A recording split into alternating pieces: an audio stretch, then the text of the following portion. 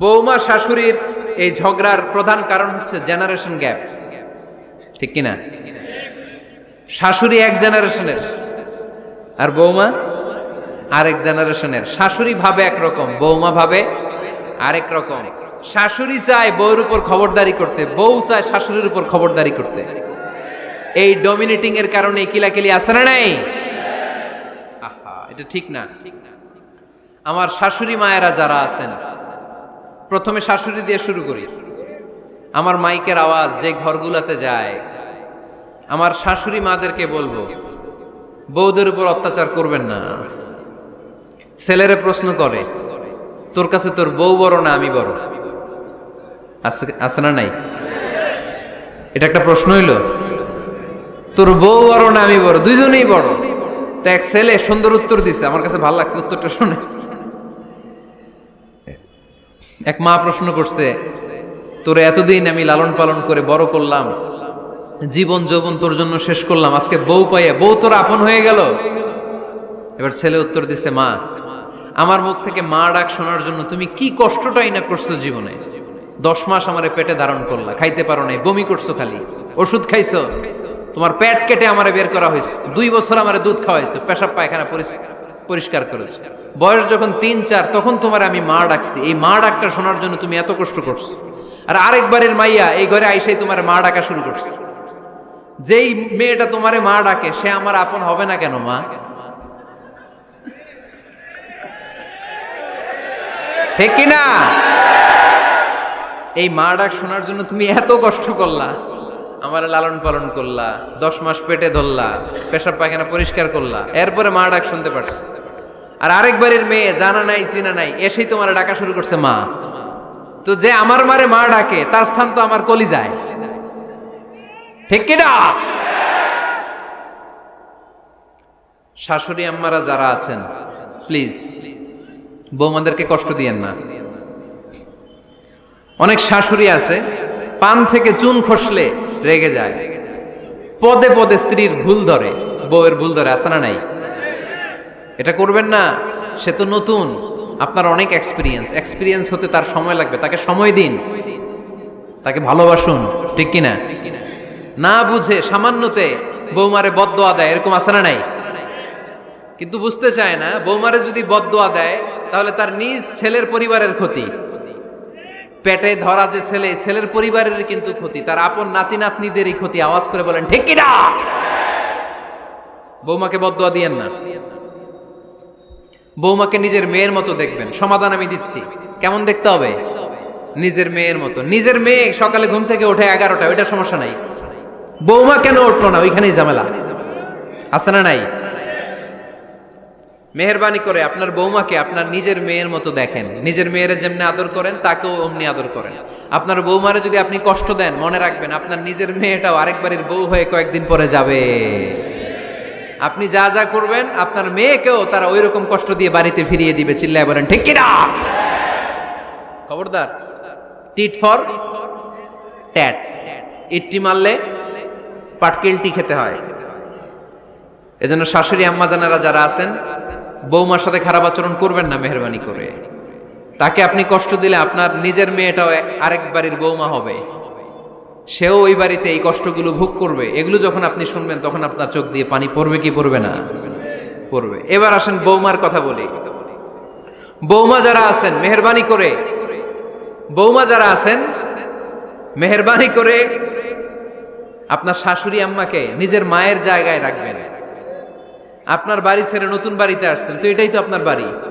আপনার মা রেখে দিয়ে নতুন মা পাইছেন, এটাই তো আপনার মা। তো ওনাকে মায়ের জায়গায় বসাতে আপনার সমস্যাটা কোথায়?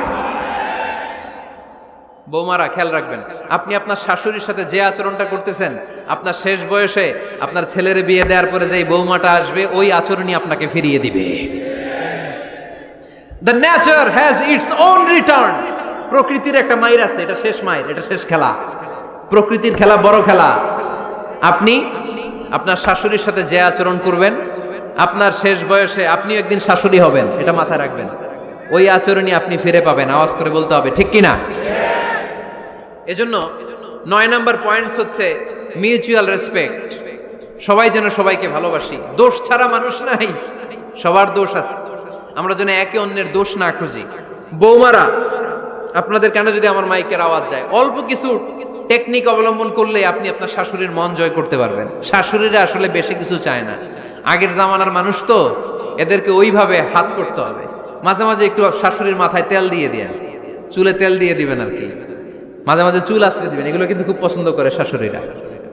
ওনার প্রেশারটা একটু মেপে দিবেন, ডায়াবেটিক্সের ওষুধটা খাইলো কিনা সময় মতো খোঁজ নেবেন, কি পছন্দ করে খেতে একটু রান্না করে দিবেন। যেই বক্তার ওয়াজ শুনতে পছন্দ করে ওই বক্তার ওয়াজগুলো ডাউনলোড করে শাশুড়ি আম্মাকে দিবেন, ইসলামী বই দিবেন। দেখবেন বয়স্ক নারীরা মাহফিল যেতে খুব পছন্দ করে, ওয়াজ শুনতে খুব পছন্দ করে, নবীদের কাহিনীগুলো শুনতে পছন্দ করে। বসায় বসায় একটু কাহিনীগুলো শোনাবেন। বাইরে বেরোলে জিজ্ঞেস করেন, আম্মা আপনার কিছু লাগবে কিনা। আর একটা টিপস আছে, চুল যখন আশ্রাবেন আর শাশুড়ির মাথায় যখন তেল দিয়ে দিবেন, তখন অতীতের কথা জিজ্ঞেস করেন, দেখবেন অতীতের স্মৃতিতে হারিয়ে গিয়েছে আপনার শাশুড়ি। কি জিজ্ঞেস করবেন জানেন? জিজ্ঞেস করবেন, আম্মা জান, মুক্তিযুদ্ধের সময় আপনার বয়স কত ছিল? ওই সময় মুক্তিযুদ্ধের সময় আপনাদের এলাকায় কি কি হয়েছিল মা? আরেকটা প্রশ্ন করবেন, মা বিয়ের সময় আপনি কেমন ছিলেন? ওই দিন দেখবেন বুড়ি আর বুড়ি নাই, জুয়ান হয়ে গেছে। ওই দিন বলবে, মা আমি অনেক সুন্দরী ছিলাম, আমার মাথায় অনেক চুল ছিল, আজকে নাই। আমগো গ্রামে আমার সাথে সুন্দরী মাইয়া ছিল না। অতীতের স্মৃতিতে, স্মৃতি হাতরাতে হাতরাতে তিনি হারিয়ে যাবেন। জিজ্ঞেস করবেন যে, মা শীতকালে আপনাদের দেশে কি পিঠা বানাতেন আপনি যখন ছোট ছিলেন, আপনার বাপ চাচারা কি করতো? এগুলো জিজ্ঞেস করলে উনি স্মৃতির পাতা হাতরাতে হাতরাতে চোখ দিয়ে দাঁড় দাঁড় করে ওনার পানি ঝরতে শুরু করবে। আপনার জায়গায়, ওনার হৃদয়ের মনি কোঠায় এমন জায়গায় পৌঁছবে, আপনার ছাড়া উনি কিছুই বুঝবে না। বৌমারা, এই অল্প কিছু টিপস অবলম্বন করে আপনারা আপনাদের শাশুড়ির মনকে জয় করতে পারেন। শাশুড়ি বৌমার দ্বন্দ্ব আমরা চাই না, আমরা চাই শাশুড়ি বৌমাকে নিজের মেয়ের মতো জানো, আর বৌমার শাশুড়িকে আপন মায়ের মতো ভালোবাসুক, ঠিক কিনা? এই মিউচুয়াল রেসপেক্টই পারে শাশুড়ি বৌমার দ্বন্দ্বকে দূর করতে, আর ঘরটারে শান্তির টুকরা বানাতে। আওয়াজ করে বলেন ঠিক কিনা? কয়টা গেল? আর আছে কয়টা? দোয়া করবেন একে অপরের জন্য। দোয়া, সাইয়েদনা ইব্রাহিম ফ্যামিলির জন্য দোয়া করতেন, রব্বি জাআলনি মুকিমাস সালাতি ওয়া মিন যুররিয়াতি রব্বানা ওয়া তাকাব্বাল দুআ। ও আল্লাহ, আপনি আমার নামাজ কায়েমকারী বানান, আমার কলিজার টুকরা সন্তান ইসমাইলকেও নামাজ কায়েমকারী বানান, আমার দোয়াটা আপনার দরবারে আপনি কবুল করে নেন। সুবহানাল্লাহ পড়েন। রব্বানা ইন্নী আসকানতু মিন যুররিয়াতি বিওয়াদিন গায়রি যী যারইন ইনদা বাইতিকাল মুহাররাম। ও আল্লাহ, আমার সন্তান সন্ততি, আমার ফ্যামিলিকে ধুধু মরুপ্রান্তর এই উপত্যকার মধ্যে তোমার কাবা ঘরের সামনে রেখে গেলাম, তাদেরকে তুমি নামাজ কায়েমকারী বানিয়ে দিও। গোটা বিশ্বের সব মানুষের অন্তর আমার ফ্যামিলির দিকে আল্লাহ তুমি ঝুঁকিয়ে দিও। ওয়ারযুকহুম মিনাস সামারাত, ফলমূল দিয়ে আল্লাহ তুমি তাদেরকে রিজিকের ব্যবস্থা করে দিও। তার মানে সব নবীরা তাদের পরিবারের সদস্যদের জন্য দোয়া করতেন কি করতেন না? আবার কোরআন আমাদেরকে শিখালো, রব্বানা হাব লানা মিন আজওয়াজিনা ওয়া মিন যুররিয়াতিনা কুররাতা আ'য়ুন ওয়াজআলনা লিল মুত্তাকিনা ইমামা। ও আল্লাহ, এমন নেককার সন্তান, এমন নেককার স্ত্রী আপনি আমাকে দান করেন যাদের দিকে তাকালে আমার চোখ দুইটা ঠান্ডা হয়ে যায়।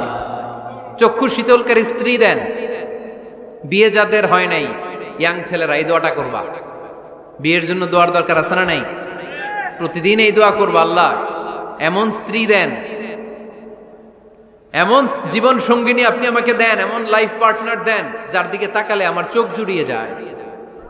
এমন সন্তান আল্লাহ আপনি আমার ফ্যামিলিতে দেন যাদের দিকে তাকালে আমার চোখ দুইটা ঠান্ডা হয়ে যায়। নেককার সন্তান, নেককার স্ত্রী আল্লাহর কাছে দোয়া করে চেয়ে নিতে হয়। তাহলে ফ্যামিলি মেম্বার একে অপরের জন্য দোয়ার দরকার আছে না নাই?